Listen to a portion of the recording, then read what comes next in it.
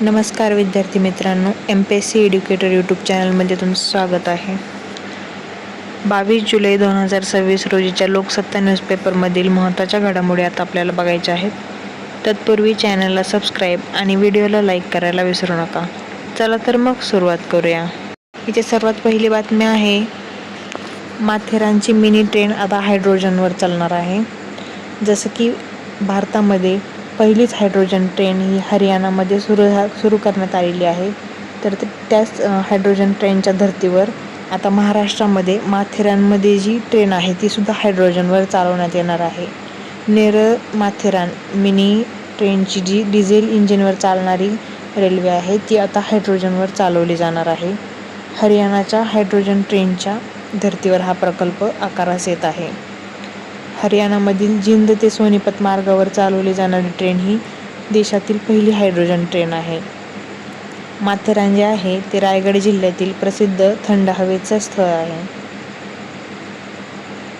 पुढची बातमी आहे, शासकीय योजना जी आहे आकांक्षित तालुका कार्यक्रम त्याची महाराष्ट्रामध्ये अंमलबजावणी सुरू करण्यात येणार आहे. ही जी योजना आहे ती मूळ नीती आयोगाची योजना आहे, ज्यामध्ये देशातील 112 आकांक्षित जिल्हे आणि 500 अल्पविकसित तालुक्यांमध्ये ही आकांक्षित तालुका योजना सुरू करण्यात आलेली होती. त्यामध्ये महाराष्ट्रातील मूळ योजनेमध्ये 4 जिल्हे होते, नंदुरबार, गडचिरोली, वाशिम आणि धाराशिव, आणि एकूण 27 तालुके होते. तर महाराष्ट्रात जी योजना सुरू केली त्याच्यामध्ये हे वाढवण्यात आलेले आहेत. म्हणजे महाराष्ट्राने याचा विस्तार करून या योजनेत 10 जिल्हे आणि एकूण 177 मागास तालुक्यांचा यामध्ये समावेश केलेला आहे. त्याचबरोबर यामध्ये असलेले 10 जिल्हे कोणते तर ते लक्षात ठेवावे लागतील. ते म्हणजे गडचिरोली, वाशिम, धुळे, हिंगोली, परभणी, जालना, नंदुरबार, पालघर, धाराशिव आणि बीड हे 10 जिल्हे लक्षात ठेवणं आवश्यक आहे.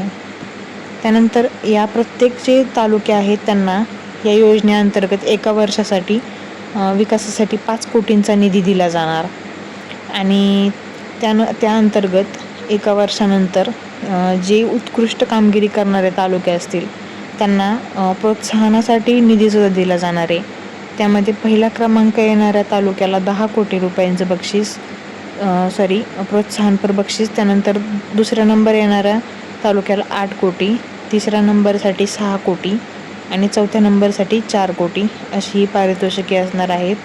त्याचबरोबर संपूर्ण सर्व क्षेत्रामध्ये जे तालुके उत्कृष्ट कामगिरी करतील त्यांच्यासाठी पहिल्या नंबरसाठी 21 कोटी, दुसऱ्यासाठी 15 कोटी आणि तिसऱ्या क्रमांकावरील तालुक्याला 11 कोटींचा इथे बक्षीस स्वरूपात निधी देण्यात येणार आहे. आणि या योजनेचं मूल्यमापन करण्यासाठी राज्यस्तरीय, जिल्हास्तरीय आणि तालुकास्तरीय संनियंत्रण समित्यासुद्धा स्थापन केल्या जातील. त्यानंतर पुढची बातमी आहे, अजित स्मृती अविट स्मृती छायाचित्र प्रदर्शन. जे आपले दिवंगत उपमुख्यमंत्री आहेत अजित पवार यांची जी 67वी जयंती होती त्याच्या निमित्ताने हे एक प्रदर्शन भरवण्यात आलेलं होतं, जे की मुख्यमंत्री देवेंद्र फडणवीस यांच्या हस्ते महिला आर्थिक विकास महामंडळाच्या सभागृहामध्ये त्यांचे जे अजित पवार यांच्या जीवनावरील अजित स्मृती अविट स्मृती हे छायाचित्र प्रदर्शनाचं उद्घाटन मुख्यमंत्री देवेंद्र फडणवीस यांनी केलं. पुढची महत्त्वाची बातमी आहे, कोल्हापूरमध्ये आंतरराष्ट्रीय दर्जाचं क्रिकेट मैदान स्थापन केलं जाणार आहे. कोल्हापूर येथील विकासवाडी गावाजवळ एकूण 32 एकर जागेवर हे विमानतळ सुरू केलं जाणार आहे, ज्यामध्ये कोल्हापूर जिल्हा क्रिकेट असोसिएशन आणि क्रीडा विभाग यांच्यामध्ये करार करून हे सुरू केलं जाणार आहे. यामध्ये या स्टेडियमची जी क्षमता असणार आहे ती 35,000 एवढी असेल आणि क्रिकेट व्यतिरिक्त इथे बॉक्सिंग, ज्युडो, आर्चरी, कुस्ती, जलतरण, टेनिस, टेबल टेनिस, फेन्सिंग या खेळांसाठी सुद्धा आधुनिक सुविधा आणि क्रिकेटसाठी आधुनिक म्युझियम उभारलं जाणार आहे.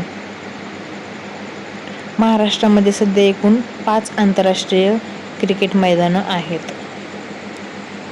पुढे आहे, अर्थशास्त्र आणि बँकिंगशी संबंधित RBIचे मिशन सक्षम. हे जुनेच आहे परंतु बातमीमध्ये एका उल्लेख झालेला असल्यामुळे इथे घेतलेला आहे. तर मिशन सक्षमबद्दल विचारलं जाईल की हे कोणाचं मिशन आहे तर ते RBIचं आहे आणि याचा उद्देश एक विचारला जाऊ शकतो, ज्यामध्ये नागरी सहकारी बँकांमधील प्रशासन, जोखीम व्यवस्थापन करणं, अनुपालन कार्य करणं, कार्यप्रणाली आणि तंत्रज्ञानाचा अवलंब यांच्यामध्ये क्षमतांमधील ज्या त्रुटी असतील त्या दूर करण्याचं काम हे मिशन सक्षम अंतर्गत केलं जातं. तर या होत्या आपल्या 22 जुलै 2026 रोजीच्या लोकसत्ता न्यूजपेपरमधील महत्त्वाच्या घडामोडी. तुम्हाला ह्या महत्त्वाच्या घडामोडी कशा वाटल्या कमेंटमध्ये नक्की कळवा आणि माहिती महत्त्वपूर्ण वाटल्यास व्हिडिओला लाईक, चॅनलला सबस्क्राईब आणि शेअर करायला विसरू नका. धन्यवाद.